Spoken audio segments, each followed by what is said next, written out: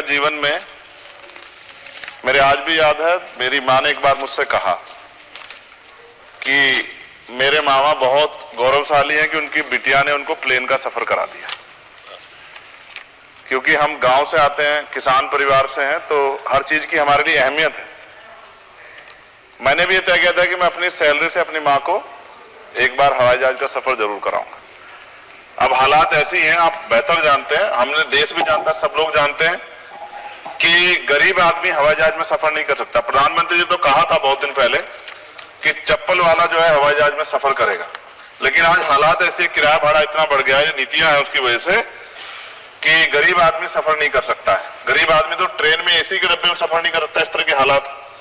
तो मेरी मंत्री जी से मांग है कि कोई व्यवस्था ऐसी की जाए कि जो करोड़ों महिलाएं देश की हैं, करोड़ों परिवार ऐसे जिन्होंने सपना ही देखा हवाई जहाज को जाते, उनको भी एक बार मौका मिलेगी हवाई जहाज का सफर करने। तो अगर किराया सस्ता होगा तो शायद वो प्रयास कर सकते हैं, उनके बच्चे प्रयास कर सकते हैं।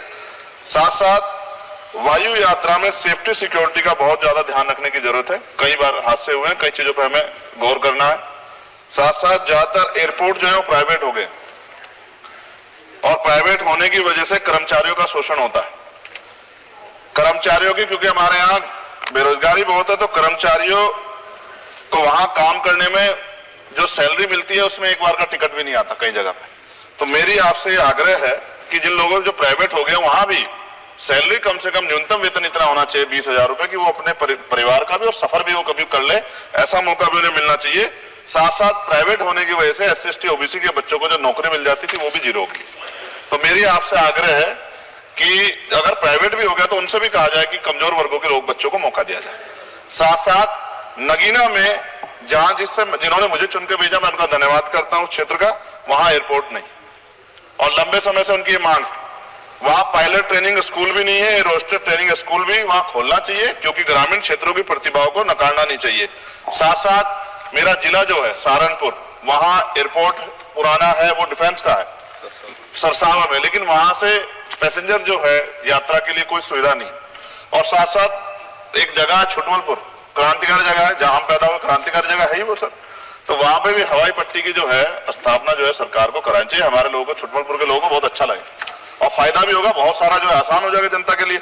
और सुबह से हम प्रयास कर रहे हैं सर कि हमें बोलने का मौका दिया। यहाँ छोटी पार्टियों के लिए थोड़ी समस्या है और 2.5 घंटे इंतजार का मौका मिल रहा है। मैं भाजपा के साथियों को याद दिलाना चाहता हूँ, एक समय था कि आप पे भी 2 मेंबर ऑफ पार्लियामेंट थे, आज आपकी सरकार है, आपको तीसरी चौथी बार मौका मिला है। अगर हम लोग भी ज्ञान की कमी थोड़ी है किसी में, ऐसा तो रानी के पेट से ही राजा पैदा होता है या कोई माँ के पेट सीख के आता है। हम तो संघर्ष करके आए 15-15 साल, तो जब हमें मौका नहीं मिलेगा अपनी बातें रख पाएंगे तो हमारी बात कैसे पहुंचेगी। साथ साथ मेरा आपसे आग्रह है, ये मेरी मांग नहीं है, ये पंजाब के लोगों की मांग है। देश के प्रधानमंत्री जहां कह के आए थे पंजाब में, कह के आए थे पंजाब में कि जब आदमपुर एयरपोर्ट का नाम जो है सतगुरु रविदास जी महाराज के नाम पे करने के लिए कह के आए थे प्राइम मिनिस्टर। आप पता करा लो, ऑन रिकॉर्ड है, प्राइम मिनिस्टर ने अपनी स्पीच में कहा जब पंजाब गए कि हम इस जालंधर में जो एयरपोर्ट है आदमपुर में, कि हम उसका नाम सतगुरु रविदास जी महाराज के नाम पे करेंगे। लेकिन सर दावे और वादे हैं, कब तक ये खोखले वादे होते रहेंगे। देश के प्रधानमंत्री की बात का कोई सम्मान होना चाहिए। क्या सरकार, मंत्री जी नहीं सुनना चाहते या फिर उन्होंने झूठा वादा कर लिया, इन पे भी ध्यान देना चाहिए। लेकिन साथ साथ मेरी मांग भी है, मैं पुनः इस बात को दोहराऊंगा सर कि गरीब लोग, मैं गांव में जाता हूं, मीटिंगों में जाता हूं, पूछता हूं महिलाओं से कभी हवाई जहाज सफर किया। मैं लाखों लोगों से मिल चुका, आज तक गरीबों ने हाथ नहीं उठाया सर कि उन्होंने हवाई जहाज का सफर किया, हेलीकॉप्टर का भी नहीं किया है। क्योंकि सर इस देश में आर्थिक गैर बराबरी बहुत बड़े पैमाने पे है। गरीब पैदा होता है, मर जाता, ना अच्छा इलाज मिलता, ना सुविधाएं मिलती, बस उसका जीवन है कि वो पैदा हो गया, ऐसा लगता है मजबूरी में पैदा हो गया, उसको पैदा ही नहीं होना चाहिए था। इस देश में कमजोर वर्गों के लोगों का भी सम्मान होना चाहिए, उनको अवसर मिलना चाहिए। सरकार की योजनाओं में गरीबों की हिस्सेदारी होनी चाहिए, इस बात का ध्यान जो है सरकार को रखना चाहिए। और अगर सरकार नहीं रखती है तो वो सरकार सर गरीबों की नहीं हो सकती है। नौजवान जो है मंत्री सरकार ने दिए हैं और मुझे उम्मीद है कि एक नौजवान दूसरे नौजवान के दर्द को और गरीबों के दर्द को और ग्रामीण क्षेत्रों के दर्द को समझेगा। और मुझे भरोसा है आपके ऊपर, आपकी शैली के ऊपर, क्योंकि पिछली बार भी विषय उठा था। हम चाहते हैं सब लोग कि आप इस बात को इस बार सफल करने में कामयाब हो जाएंगे।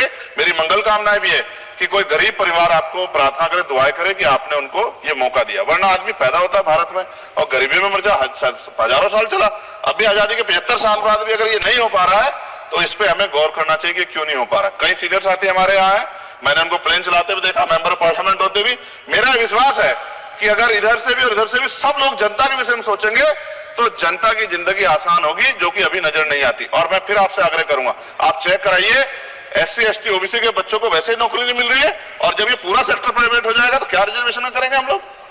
क्या फायदा रिजर्वेशन का? जब SC ST OBC के बच्चों क्या रिजर्वेशन का फायदा? गाली तो खाते हैं इस नाम पे, लेकिन रिजर्वेशन ही कहां मिलेगा जब सब प्राइवेट हो जाए? प्राइवेट वाले कहां दे रहे हैं?